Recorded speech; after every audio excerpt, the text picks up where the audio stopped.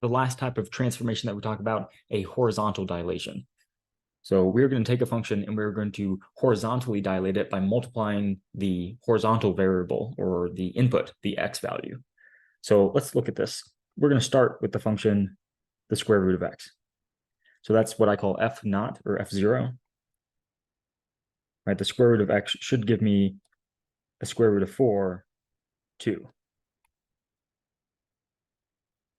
So this is the original function, square root of x. All right, now if I take that square root of x and I multiply the inside of it, so I multiply before I take the square root by 3, then that becomes f1.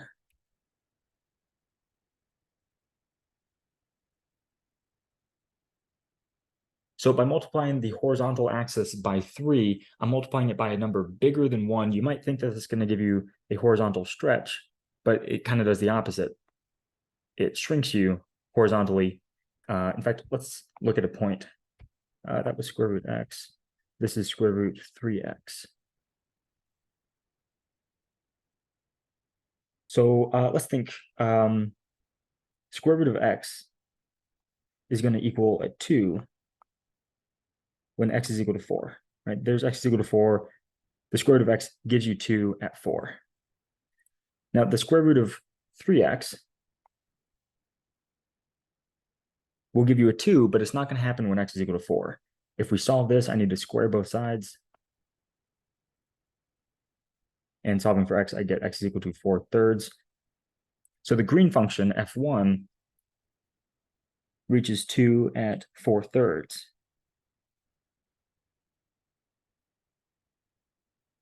Right, so it happens sooner. So I kind of compress my horizontal axis.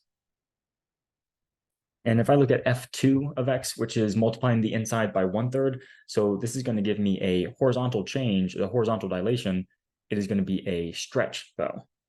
For instance, let's look at 1/3 x and see when is it going to equal 2. Solving this for x, we get 1/3 x is equal to 4. And multiplying both sides by 3, we find that x is equal to 12.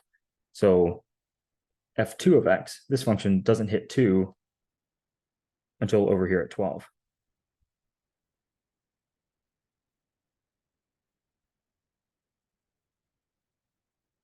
So this was the square root of 1/3 x.